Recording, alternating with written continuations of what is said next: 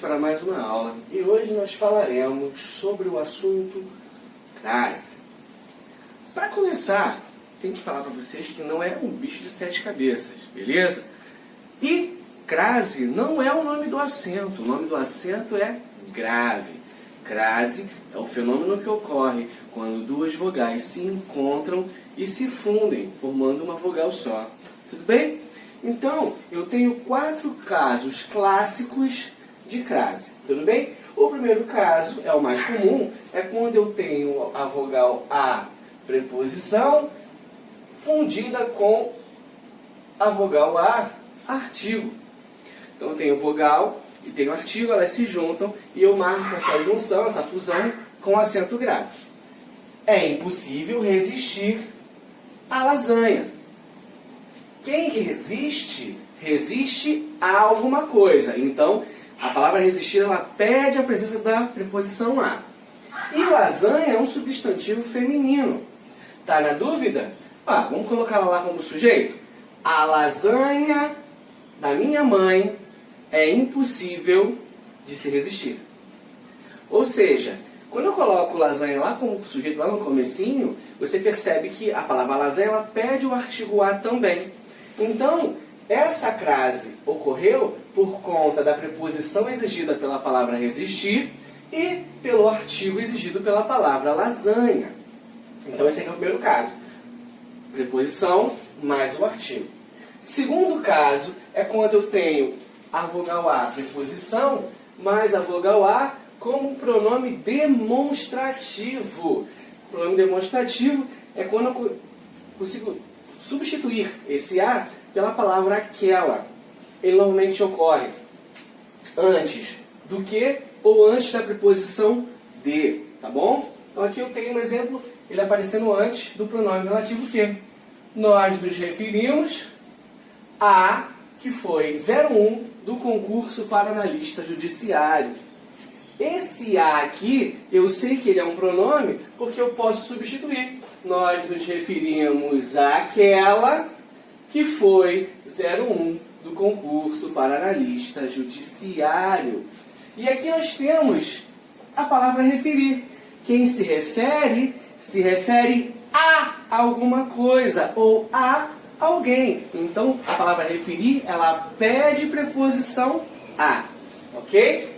E o pronome a, que dentro do lugar da palavra aquela, se fundiu com essa preposição do verbo referir. Tudo bem? E aí formaram crase. Então, o segundo caso é a preposição e a pronome demonstrativo. Terceira possibilidade, a preposição mais os pronomes aquele ou aqueles, aquela ou aquelas e aquilo. Então, se eu tenho esses pronomes aqui e eu tenho uma palavra que exige preposição a, ocorrerá a crase nesse primeiro a do pronome. A bebida é sempre nociva àqueles que se embriagam. Então, se é nociva, ela é nociva a algo ou a alguém. Então, a palavra nociva é regida pela preposição a. E nós temos o a do pronome aqueles. Então, a bebida é sempre nociva a preposição, mais esse a do aqueles, para não ficar engasgado, né? A bebida é sempre nociva a aqueles que se embriagam. Ele juntou o a da preposição mais o a do pronome e gerou a crase aqui, ó, nesse azinho. Então, a bebida é sempre nociva àqueles que se embriagam. A mesma regra vale para aquelas ou para aquilo. Tudo bem? Então, terceira possibilidade, a preposição mais aquele, aquela ou aqui. Temos a preposição mais pronome a qual ou as quais. A explicação a qual tenho direito finalmente me foi dada pelo mestre. Aqui fica um pouco confuso, porque esse a aqui craseado, ele vem não da explicação em si, mas sim da palavra direito. Pois quem tem direito a alguma coisa, a algo. Então, isso aqui exige uma preposição que foi colocada antes. Tudo bem? Porque lembra que a preposição sempre vem antes do pronome relativo. Então, juntou a preposição referente à palavra direito, direito a, mais a vogalzinha que tinha dentro do pronome relativo a qual. Então, juntou a preposição mais o a do pronome e ficou esse a craseado. Tudo bem? Então, a explicação a qual tem direito finalmente me foi dada pelo mestre. Esses aqui são os 4 casos clássicos. Eu vou falar, a partir de agora, sobre os casos obrigatórios e os casos proibitivos, quando não deve ser usado de forma alguma a crase. Boa tarde.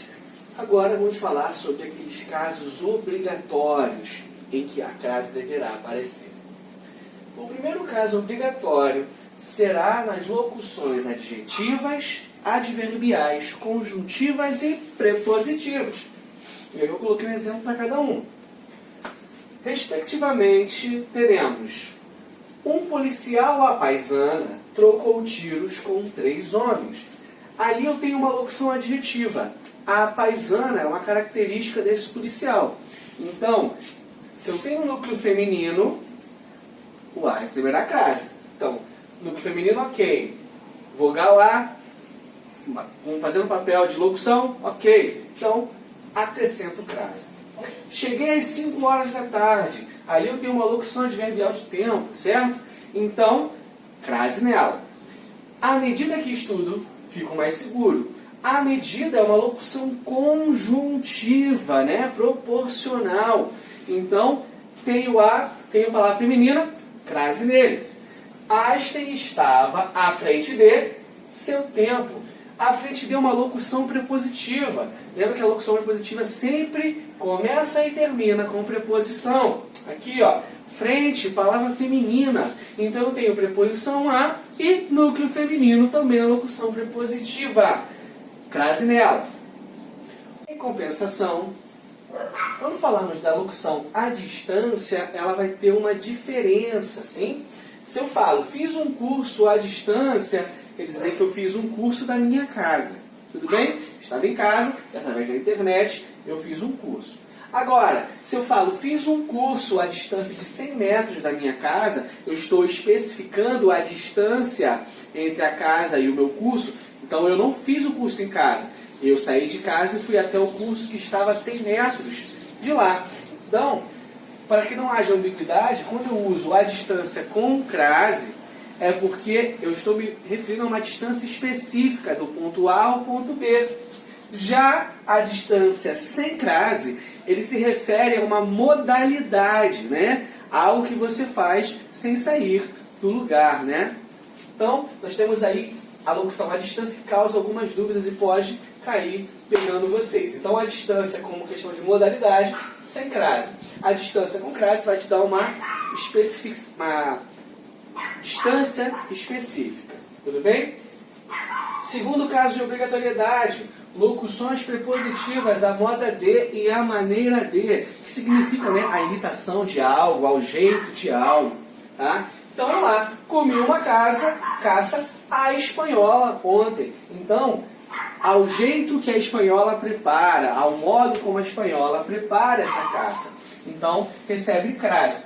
Entretanto, nesses casos, a moda de e a maneira de pode vir de forma implícita. Está vendo que aqui eu entendo que a espanhola é a moda da espanhola ou a maneira da espanhola, porém a locução prepositiva ela está implícita. Então toma muito cuidado, tá? Ela pode aparecer explicitamente ali, toda a locução, ou de forma implícita. Outra característica é que eu posso ter um núcleo masculino e mesmo assim haverá crase. Hoje comerei um filé a Osvaldo Aranha. Aí você logo pensa, caramba professor, Osvaldo Aranha é um substantivo masculino, logo não deveria haver crase? Sim, exatamente pelo que eu falei antes. Nesse caso aqui, nós temos a moda de ou a maneira de escondida ali, está implícito, né? Existe essa locução. Então esse a, ele é referente à locução prepositiva. A moda de ou a maneira de. E aí, o Osvaldo de Aranha só completa essa ideia de qual seja essa maneira, né? Então, hoje comerei um filé ao Osvaldo de Aranha, hoje comerei um filé ao modo, ao jeito do Osvaldo Aranha, né? Então, muito cuidado com a moda e a maneira de. E, por último, mas não menos importante, todo mundo vai no barzinho, né? Tomar aquele biricutico e vai olhar no cardápio, tá lá, frango a passarinho. Normalmente, esse frango a passarinho vem com uma crase, erroneamente.